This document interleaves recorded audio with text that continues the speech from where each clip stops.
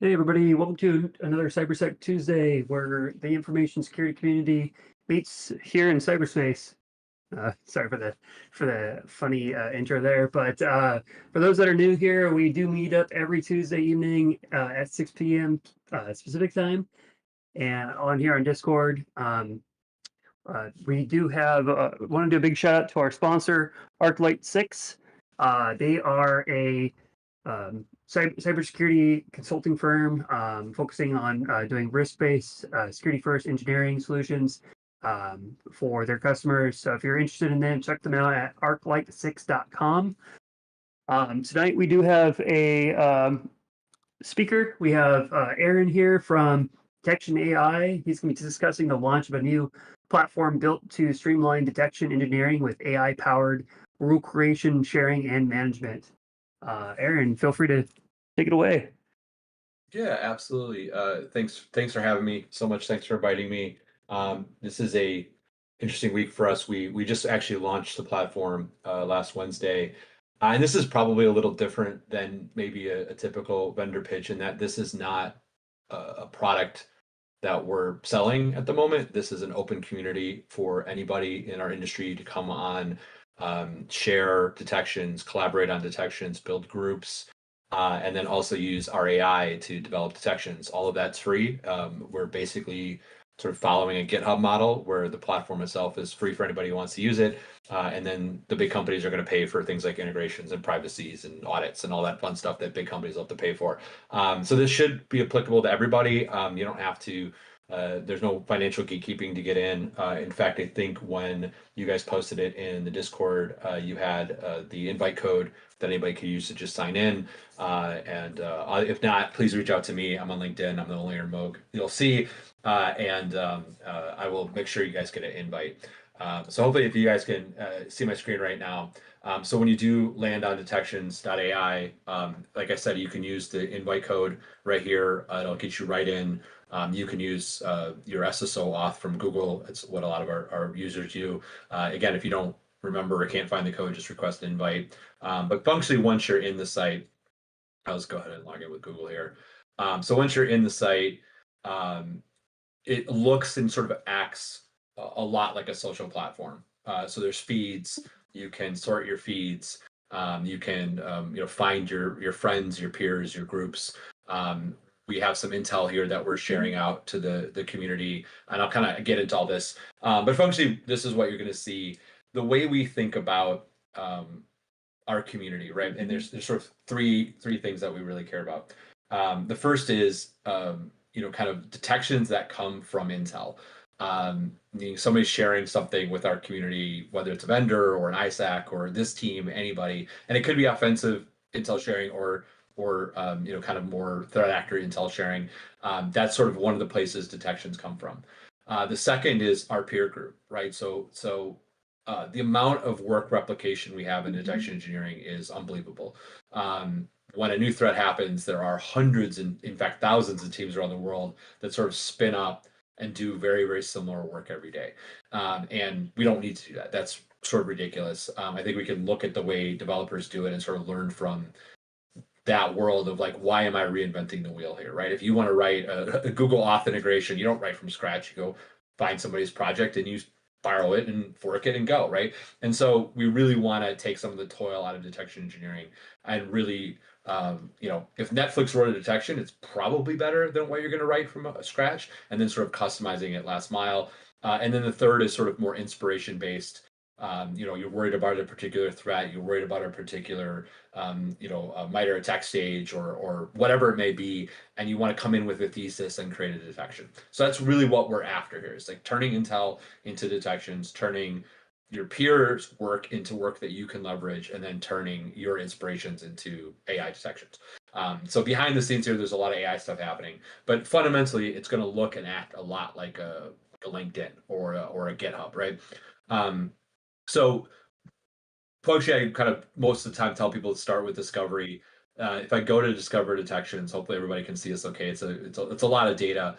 But you can see here everything that we're doing is trying to make it easy for people to share detections with their community. We can create different subgroups that are private or public, and I'll kind of show you guys that. You can see we've already got well over 10,000 detections in the platform, all sortable. It's again sort of like an Amazon type of marketplace where you could sort it down the way that you make sense, right? So like, oh, I want Sigma rules written in the last week. There's 77 Sigma rules written in the last week. I only care about the Windows rules, and I only care about privilege escalation. And so these are the 20 rules that I care about right now, right? And you could save these filters and do a bunch of other stuff. But it's all about sort of a large funnel of detection possibilities and moving down into specifically what you're looking for. And you can see here, people are contributing, updating, doing things like that. So if I go into, and these are all new, so if I go into, we also bring in all of the GitHub repos that we can, right? So all of Sigma HQ is on here. Yamamoto, the Splunk teams, Slim KQL out of Asia that's doing a lot of the work around Azure and Sentinel detections. Reversing Labs is in here, a bunch of different YARA projects that we're bringing in. But at the end of the day, what we're really hoping for is people, right? It's great to sync up Sigma HQ, but like that's kind of, there aren't that many voices in there. We would love to sort of have everybody have a chance to contribute. So if I go find, this, let's say I want a Sigma rule. I go into this rule right here. Again, no idea how good or bad this rule is. But it's basically a share from a foe here. It's sourcing like a normal Sigma structure, right? This is a very simple Sigma rule trying to get, basically command line arguments for PowerShell. This could be very, interesting. It could be very basic, could not matter to you. But again, you're sort of shopping through these detections, right? And once I'm in here, you can do all of these sort of actions, and I'll get a little bit more into this, but fundamentally, you can save it to your own personal library so you can find it later. I'll like it. So Fio, maybe it's Fio, it's Fo or Fio. Here can sort of know his work's appreciated. I can share it out to LinkedIn, X, Slack if we're adding Slack integrations. I can download it, translate it, which I'll show in a second, and then you can kind of go through and see all the different details about it. So at a macro level, there's over 10,000 of these that you can go find. You could also obviously do things like searching, which there's probably quite a few PowerShell detection, 1,700. And again, you could sort of like, okay, I want PowerShell, but I'm really interested in stuff written in the last 3 days because there's a late, new threat or whatever it may be. And I'm going to go ahead and start diving into this, right? So Melissa here shared this. This is sort of a more interesting argument-based detection, and that you may want to, I don't know if I like this one already. So I like this one. I could download it, bring on the YAML file, and start using it, right? Or cut and paste that out here. So it's all about discovery and finding things that matter to you. There's lots and lots of different ways to do it, lots of ways to reset it, lots of ways to change your searching, subscribe to different filters, things like that. So it makes sense. None of this should be sort of shocking and sort of the ways that we use modern web apps. But that's kind of the first stage of this. It's like, okay, where are my friends building? What's the latest news, whatever it may be, related to Intel, related to certain attack vectors, whatever you're particularly interested in that day. If you go to the feed, it should do some emphasis based on how popular it is and then how new it is, right? So really popular detections that are 2 years old aren't as relevant as semi-popular detections that are 1 day old. And so we're always kind of algorithmically trying to figure out what should be at the top of this page here. But hopefully that makes sense. Everybody can kind of get there, and I'll show you guys how to contribute to this and build your own detections here in a second. I'll probably, let me see how many people are on this call. For the sake of probably the video and the stream, I'll probably save questions till the end. But if somebody has some real important, they can ask it. And again, everybody on this call can play along with this, log into the site, do exactly what I'm doing. Every single click I'm making is available to everybody on this call. There's no gates. There's no like, oh, I clicked on this and I've got to pay them. It's every single click I'm making is available to everybody. So that's part of it. From a discovery perspective, there are other social elements. So if you go into your profile, we do have an AI engine to create your avatars. And I'm gonna let this load for a second. So this is one place that we're using AI. It's really fun to come in here. You can do prompt-based AI, avatar generations. I don't know why this is taking so long. But you can bring in prompts and stuff like that. This is just a dumb image for this demo. But you can do that, or obviously just take ones that are from here. You can follow people also. So if you're in here and you're like, oh, I really love what Sanjay here is doing. I can follow him, and then that person, every time Sanjay updates detection, I will be notified in my feed if I'm following him, so it goes up algorithmically. A lot like the way LinkedIn works, right? So you're going to see random stuff from other people, but it's prioritized for people that you follow.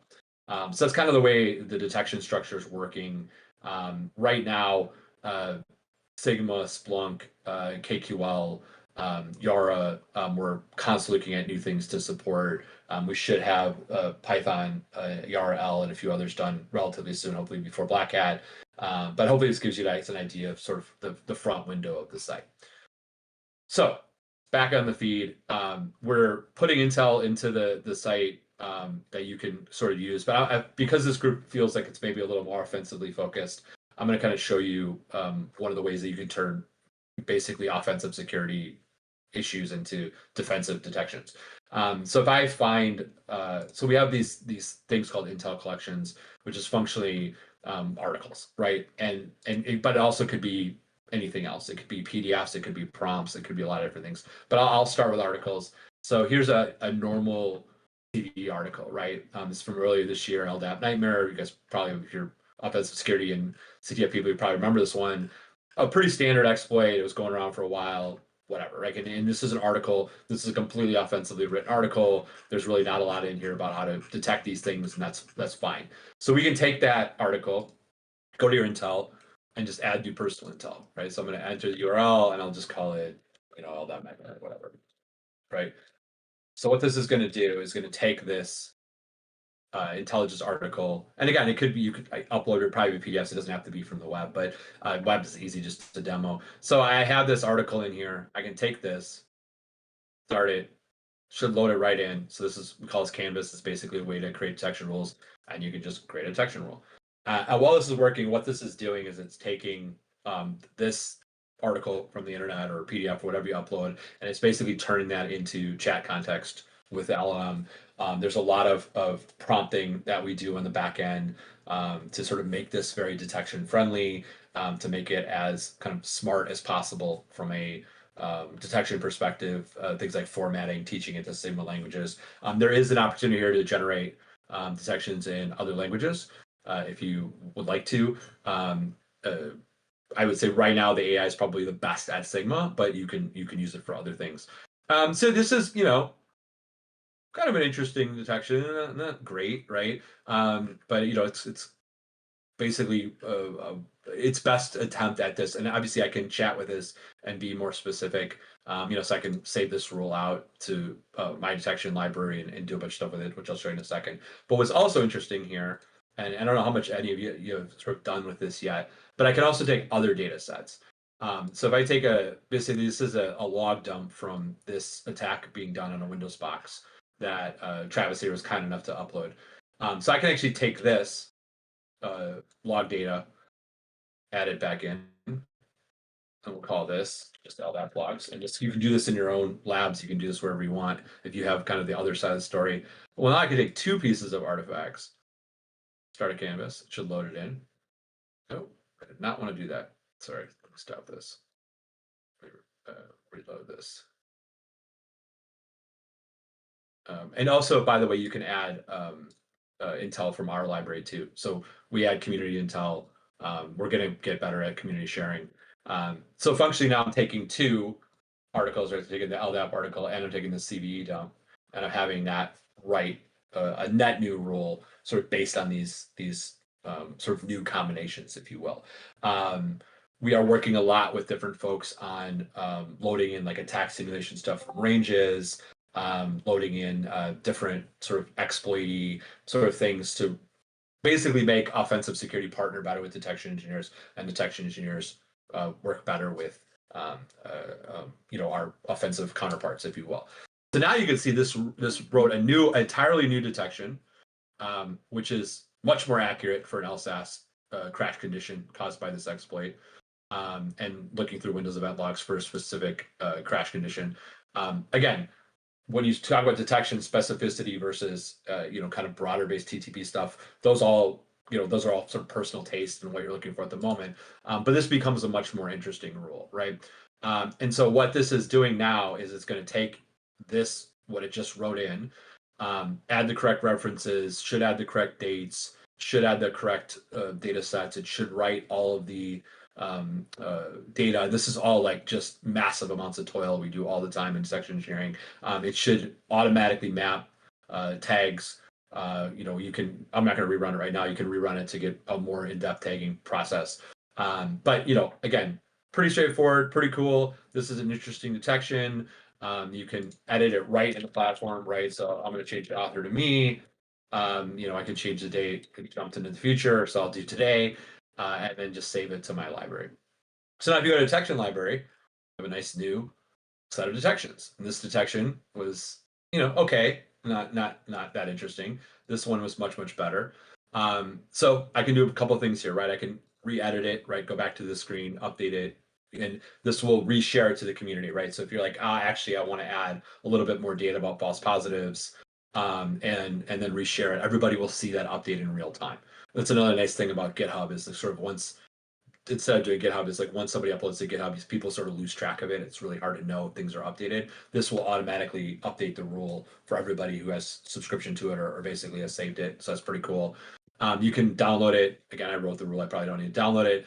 We do have a translation engine that will take things into different languages. So it'll take it from Sigma into all of these different languages, which shouldn't take too long. I'll kind of start that here.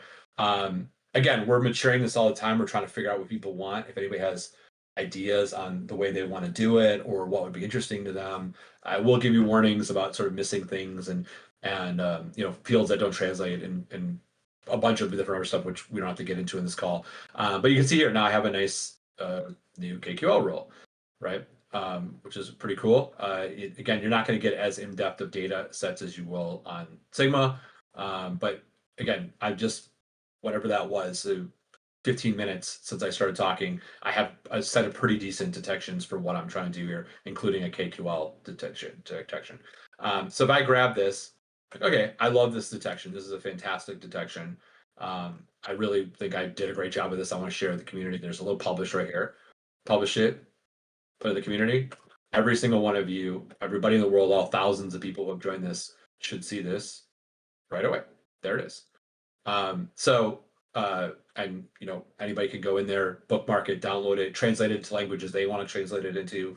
But really, we went from an LDAP nightmare CV article and a Windows log dump into a detection in less than half an hour. That's something that people in my job spend all day doing. Right. Oh, okay. This is the right way to do the regex. This is the right way to write the structure. I got to find my right references. And this is just a huge chunk of reduction. Not saying, believe me, I'm not saying AI is perfect. AI can overlook things. AI can make really dumb decisions. But at the end of the day, it's sort of an 80-20 rule, like most things in tech, where it's going to get you a lot farther, a lot faster than you're going to be on your own. And it's really cool when you take other people's rules and you update them with AI and you make them your own, right? Which we really love to do. So that's available to you. If you go to the main page, there's all these different articles. You can literally just take a checkpoint right in an article about malware, and I click on it, and it's going to write a detection for me. And again, I may choose to edit that into whatever I think is important, or change the constraints of it, add more flavor to it, whatever you may want to do here, right? We are right in the middle of updating this. So you guys are sort of seeing it as an interesting time. We're making a better UI and a better flow for this, which is pretty exciting. I think it's going to be really, really cool. So that should be done probably end of next week, kind of middle of the week after. But again, your boss comes along and says, hey, what about this checkpoint stuff? I just wrote a detection. Hey, we have coverage for it. This is going to cover, this particular attack. You may never push it to prod, and that's okay. But it's definitely nice to have libraries built up. And then again, you can go to your detection library and sort of see all the different things I built. Whatever it may be, you can save rules in different ways, and rename rules. Again, to fit whatever, uh,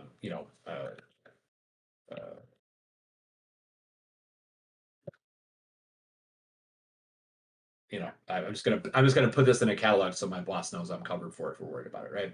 And again, all of the library stuff's private. It doesn't, until you see this published, and nobody can see it but you.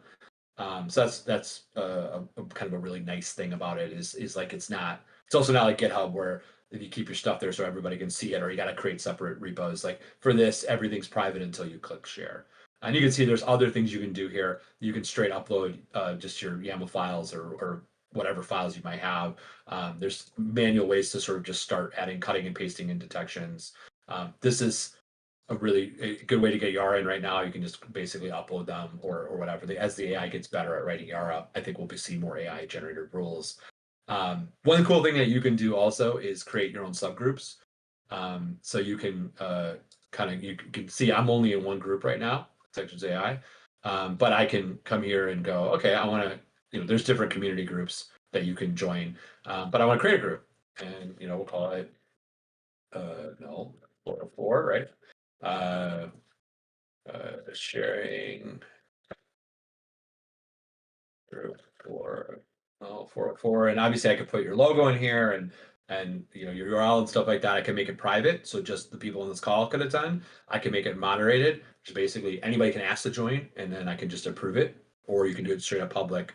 I'll just do a private one in this case, and then create group, and there's my little group, and I just did that. All right. And then I can invite.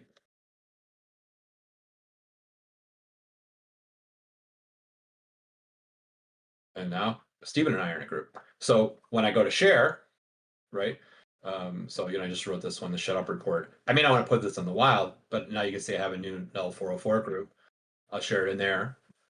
And then when Stephen logs into his detections AI and he goes to his detection library, or he goes to his discover detections, he'll see just that one detection I wrote him, and like only me and him are going to see this detection. Right. So that it's a really kind of cool way to build a private, kind of group. It could be a project you're working on. It could be a company thing, whatever. You can sort of align people however you want. I think I don't know how long this call goes, but I don't want to go too far, Kevin. But so that's kind of the gist of it. There's a few other kind of nuanced things that you can do in the platform with adding PDFs and prompts and things like that. But I don't want to go too far without opening up some time for QA. Obviously, I'm showing you guys this community. I would love for everybody to join, give us feedback, check it out. I'm also more than happy to just talk about AI in detection engineering and/or AI just in security as we kind of go through this call in this stream. But we're really excited about it. The feedback has been phenomenal. We've got a great advisory board helping us with this, from people from PayPal and Netflix and MITRE Corp and Target and Wyndham and a bunch of different companies, trying to really make sure we keep our eye on what the community wants here and how to make this awesome. The AI is getting better every day. It's pretty amazing how good the AI is getting. But we're really excited. This should be hopefully a great place for everybody here to come and find detections, share connections. We have people who are using it to promote their companies. We have people who are using it to promote their personal brands. We have people who are doing it just because they want to show off cool detections. All of those are awesome use cases, and we're happy to support all of them. And like I said, every single click I just made, everybody on this call can make. So I'm going to stop there. I will keep sharing going for a second, just in case anybody has any questions about the site. But I'm happy to answer any questions. I have Stephen on the call here, who's our basically AI guru, also the one who's writing the new YARA implementation to turn AI into sort of a YARA engine, which is interesting because it doesn't always love to play in the sandbox with malware and offensive attacks. So I'm open to any questions anybody has. Okay, I have a comment first. Sure. First comment is I really, really appreciate that when you went into the translation from one rule type to another, one language to another, it gave you the notification about making sure your field names were correct. That is fabulous, and I Thank really you. appreciate that. Actually, Stephen built that, so you can thank him because Well, yeah, thank you, You're Stephen. welcome. yes, yeah, pretty awesome. I love it too. Yeah. Yeah. So, second question is, how often are you updating the model that's writing this, or how often are you, I guess, providing training for it? Is it doing training live? So I don't want to ask too many questions about what might be, behind the scenes Really, necessarily. we're learning like everybody is with AI. And the other thing I would say is like, so I'll give you an example, right?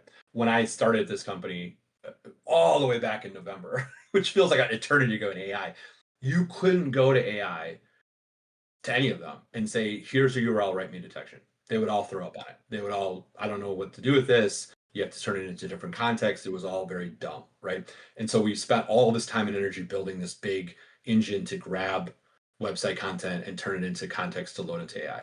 Well, AI changed, right? And so Gemini and Claude and all the OpenAI, all now you can literally go to Gemini and give it a URL and say, hey, write me a detection. And it's not bad. Hmm. So that's massively changed what we're capable of. But behind the scenes, right, we've got to add the right constraints. We've got to make sure it understands the context we want it back in. We want to make sure it understands Sigma. We want to reduce hallucinations. There's a lot of prompt engineering that goes in behind this. We're also, like I said, redoing ours to sort of match where LLMs have gone to take advantage of some of the MCP stuff that's going on. Again, like none of this is really trade secret stuff. It's sort of just hard work of just like, hey, this Sure. is Yep. this is how you have to do this, right? So like today we're talking with, I was talking with the team about we want to add Python support. Well, okay, now you gotta, make sure the prompts understand that and make sure the platform understands that. It's not as easy as just hand waving over it.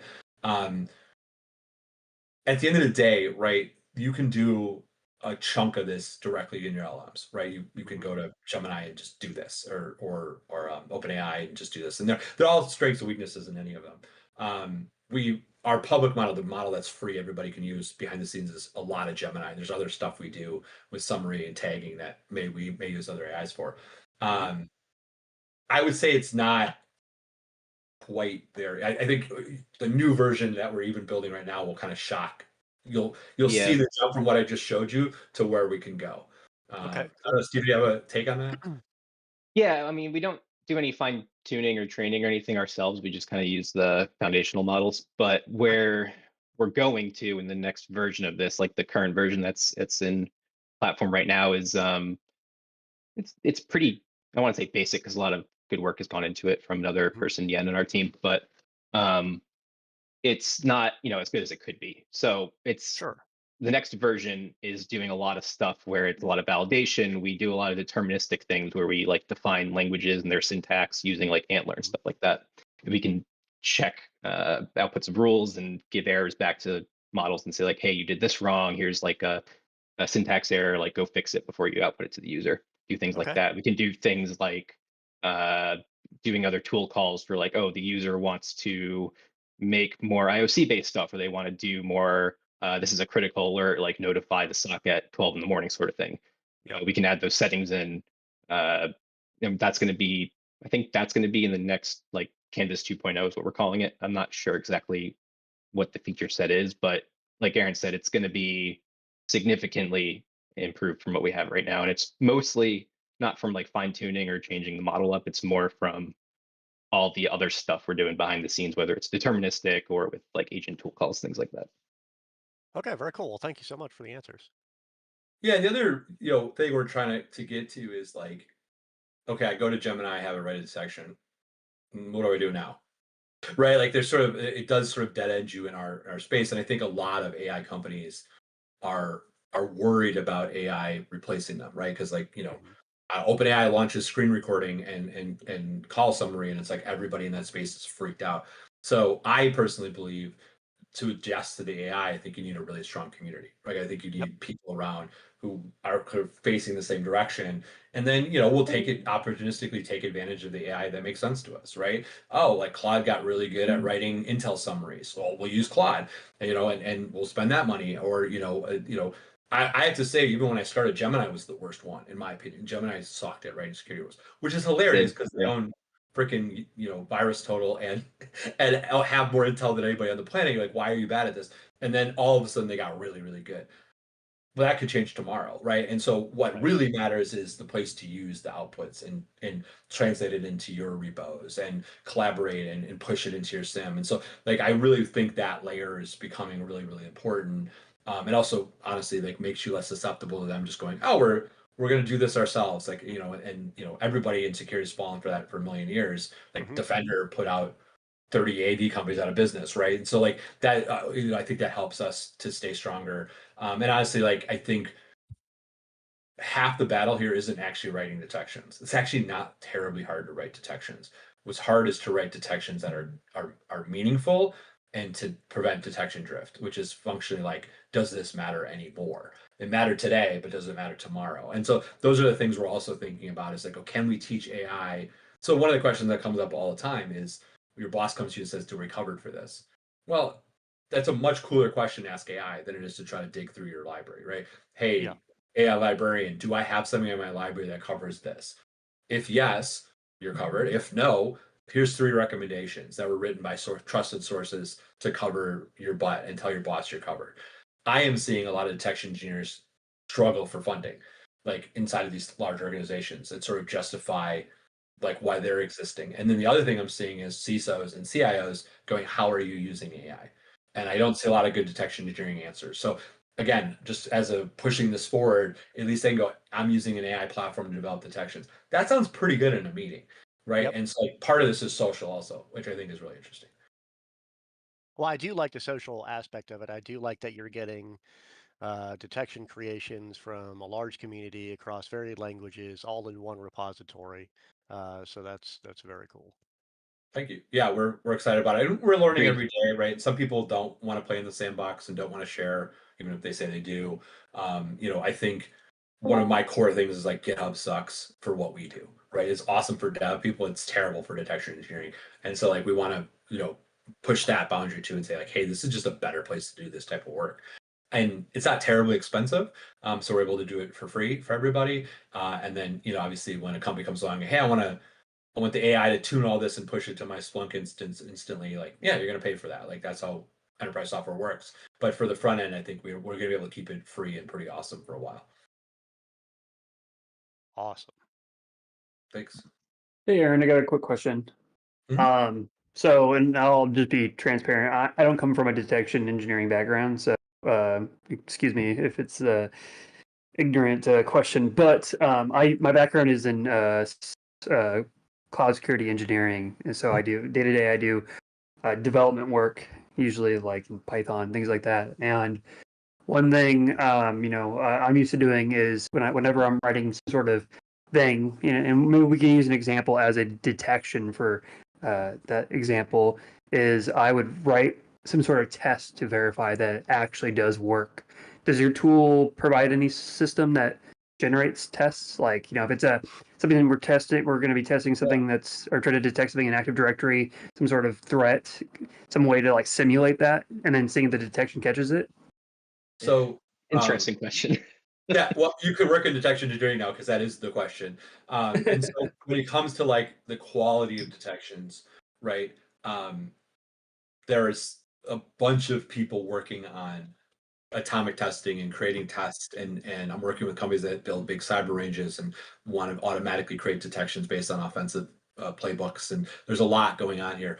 um, there's always the problem in detection engineering of, yeah, where am I going to test this? Like, I don't have a Splunk instance that's full of like live today attack data. And so that's a huge challenge across the board. I don't know where AI is going to go with this. I don't know if AI is going to have a much stronger take on quality. You can go ask OpenAI right now, cut a base detection, is this a good detection for catching this? It kind of doesn't really know. It's like, oh, you should, and then obviously disclaimers everything, like you should verify it and blah blah. So I don't know where that's gonna go. I like one of the things I'm having interesting conversations with is people who are building agents for offensive security, right? Can they have a conversation? I know how to build the exploit. I know how to build the detection. Let's talk. Right. And I think that's a really interesting place. The challenge that I'm running into and talking to people about this is the offensive guys are very hamstrung by the models. The models do not like building malware and they do not like building attacks. And so the people, and again, this may be more of a business problem. It's like a lot of those people are having to do like deep seek crap where it's like running privately, and it's like we have such an advantage that we can use just off the shelf AI, and like it's so much more cost effective, and I don't have to worry about buying NVIDIA chips. Like I just have a huge advantage. And so the people doing offensive, I think, are way behind the people that are doing defensive. Why all the money, and by like you can always just follow the money, right? If you go to Silicon Valley, like who's getting funded, most, if not all of the funding is going into defensive side stuff, AI stock companies, what we're doing. We raised money, we could have raised 10 times more. Like people are like, oh, you're doing AI, here's money. And so like that inequality, I think, is showing itself in the testing version. What we're seeing more of is the social proof of like, I ran this and it worked, and like thumbs up kind of proof. The other thing about detection engineering in the way that we're doing at the moment is there's a very low cost to being wrong in sim land. There's a very high cost to being wrong in endpoint land, right? So writing crappy YARA, which I've done, I've written YARA. I'm like, this is the slickest YARA I've ever written, and it hits on every system 232 directory and every endpoint across 40,000 endpoints. And you're like, that was cool. And the joke about YARA is you can run it, but you can only run it once, and then your execs are going to stop you. And so like even that writing endpoint stuff with AI, I'm a little more hesitant on, because if it spirals out of control, if it does dumb things, if it's not validated, you run a much higher risk of pissing people off. I mean, I blue screen networks with YARA before. It sucks. You can't really do that in Simland. So I think we'll see that evolution happen first in our world of like basically validation of detections against offensive actions inside of Sim. Would I catch this kind of stuff? And then I think it'll evolve to endpoint. Even working with the EDR companies, like they're terrified of AI. Like one hallucination, I just took down half of United or half of American Airlines, like this our friends did last summer. Like that's an expensive mistake. I'm not really scared of that in Simland. So I don't know if that totally answers your question, but we're working on the validation testing part of this. I would love if the AIs were just like, this is an awesome rule, and in my infinite wisdom, I ran these attacks and know what it looks like, but that's not true. It doesn't yet. So we'll have to kind of figure that out. Yeah, Cool. like Well, yeah, that'll be exciting to know about or see in the future. Yeah, It's well, a problem we're definitely working on for sure. It's we have a few other things to solve first, but that is common the ask. Is like Aaron said, like, what, okay, I have this detection, what do I do now? You test it, make sure it works. So there is things like Atomic Red Team, which is like a free thing by Red Canary that you can run. It's more like endpoint based, not cloud based. I think they have Stratus, or Datadog has Stratus Red Team, I think, which is more cloud based attacks. So there's probably something we can do there where it's like, we wrote the detection, we have a library of all these different open source tools like Stratus or Atomic Red Team. Can we match like an individual test to run up with the detection that's written, recommend it, or even like maybe get one day where we can run it ourselves, like in a sandbox, and say like, yeah, it works. Here you go. Run this in your environment. This should, yeah, but far from Fingers it crossed. right now. Hopefully it works. Yeah, don't sue us, please. well, I was gonna say, like, I think it'd be a really interesting case to, like, it goes back to like how effective is your prediction, right? If prediction model is part of it, but I think like what Sean was talking about is you make this model, but almost having a micro pre-trained environment where you're gonna be like, okay, what does a successful attack look like? Like, what does a true positive look like? True negative, false negative, false positives, and send that data through and see how accurate it was. And based on like percentages, you can probably predict. But like, what does a successful attack look like for what the detection is supposed to detect? And like, well, how much is the coverage? So I guess like all these are really interesting. Like I make arguments all the time that we should break down a Sigma rule into 1 to 3 different rules, or sorry, 2 to 3 different rules, not just this one that does everything. At what point do you kind of micro test? I think I only ask hard questions with no answers. So Well, I think like, detection stacking is a very popular, like, can I break this into componentry and then stack them? The challenge is AI needs models to learn from, it needs data to learn from. We have done a lousy job as an industry understanding what offensive attacks look like defensively. Like all that stuff you're talking about, like, oh, this attack works and this attack doesn't, and this is what a false positive looks like. Nobody has the data. Nobody. Right. So like, how would the AI learn that? Because like, even the offensive guy, the people who do like our Rapid 7 and Qualys, the guys who do offensive stuff, they do not have catalogs of what the defensive side of that looks like. They don't know. Right. I've seen everybody's pitch around like the fake Splunks with all the fake attack data in it. It's terrible. It's old. It's out of date. And it doesn't answer the question about the attack that happened yesterday, right? Because it takes offensive guys a while to build that stuff out. So I don't know how that's going to work. The one place that I've seen the most potential is cyber ranges, which is either AI driven cyber ranges or just big expensive cyber ranges where you can just like DoD does this. They run massive exercises where they build up fake infrastructure and literally like light it up with attacks, and they don't give a shit because it's all going to go away. And then we're going to take that data feed it to AI and go, how would you catch this, right? Because it's real data.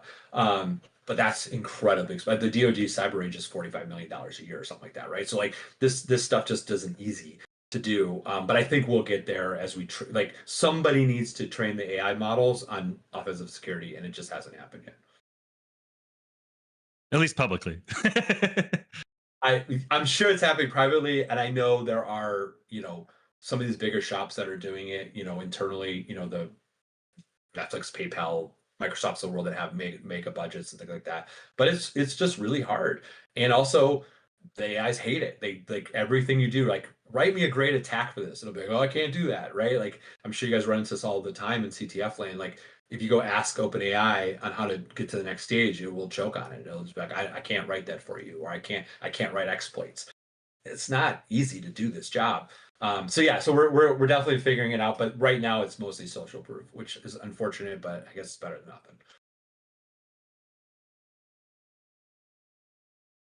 I see Cryptic Cipher asks, will these detection rules work with Rapid7? So I think in the translate we have an R7 You translation. can go from Sigma to R7, yeah.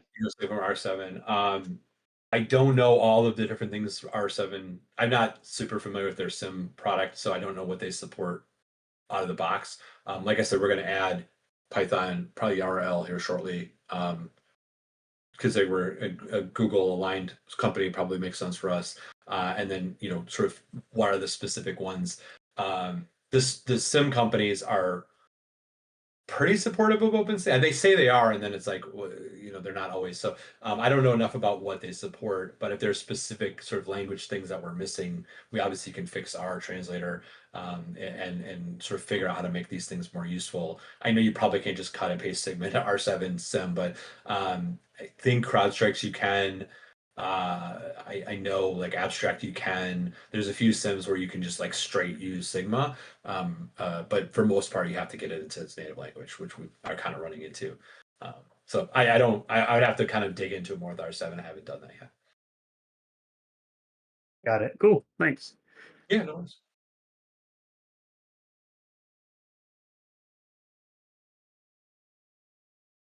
Anyone else with any other questions? So the last thing I'll say then is we're gonna. I know some of you. I heard you guys talk about DEF CON. We're gonna be at Black Hat at least. I'll be there for the week. We are gonna do for our Black Hat. We're gonna do like a Joe Slowick who worked at MITRE and runs the detection engineering class. We're gonna do a custom class so everybody can enroll to win a spot in that class. We're gonna do like a bunch of seats that we're gonna fund. So that'd be really cool. Swag, stuff like that. So if you're at Black Hat, please come by. I don't know, Stephen, if you're going to stay for DEF CON. I usually end up being very, very tired by Friday or Saturday. This is my 25th Black Hat in a row. So usually I've learned that going from Sunday to Sunday is a bad idea. But I'll be around. I would love to, anybody who wants to come by and say hi in the booth. We're going to be in the startup land thing. And then I would love feedback on the site. Everybody can join. There's a support function there. Everybody can find me on LinkedIn. Everybody can find Stephen on LinkedIn, and would love to hear. Like the person who asked the R7 question, like this is the format I need it in. Like we'll put it in the pipeline and get it done at some point. But yeah, would love to get everybody's take on what we're doing. Certainly, we know the AI is not perfect. We're already seeing the pontificators are like, this sucks for this. And I'm like, maybe, but like we're all working on making it better. And I don't think just saying AI isn't going to work isn't going to be a thing. So yeah, if anybody wants to help us out and be a part of the community, we'd love to have you. We'd love to see there be a null 404 group. I can help you guys build it and share some detections among each other, and then get some links put on your Discord so people can find it. But I love local groups. We're here to support you guys in any way that we can. Well, awesome. I really appreciate that, Amog. I'm actually a big fan playing around, clicking around, just clicking on buttons. I appreciate 100% would support a community effort across Null 404 to push detection rules. We're big into home labs, so I would love to. I sit next to a 48U server rack because I like to keep my room hot for some reason. Sounds good. But test detection rules is something. Add detection rules to my SOC or to my SIM, which I use Security Onion right now. I'll change that again 20 times this year. But I think it'd be really cool for us to be able to cross, at least in 0404, push detection rules or generate threat intelligence that we can actually use for better detections and do some sort of feedback loop, especially if you guys make an MCP server of some kind. That'd be a really interesting use case if we narrowed in on something. But hopefully we can find you at our DEF CON party. We get tired by Saturday night. So Saturday night we are throwing a party where we're just going to have some drinks in the penthouse, and believe it or not, a null AI overlord is going to be directing the party. So Okay. All right. Awesome. Yeah, man. If I can make it, I'd love to go. But everybody, have a safe trip to Vegas. And then if you need anything from me, please let me know. Like I said, Aaron Moog on LinkedIn. You can't miss me. Stephen Lincoln on I probably a few more of you than there are Aaron Moogs, but he's the only one that works in AI security. So thanks so much for having us, you guys. I really appreciate it. And I'm also I'm now on the Discord. So if you want to find me, I'm on the Discord. Awesome. Thank you Cool. so much. Thanks, guys. Yeah, thanks again, Awesome. guys. Appreciate it.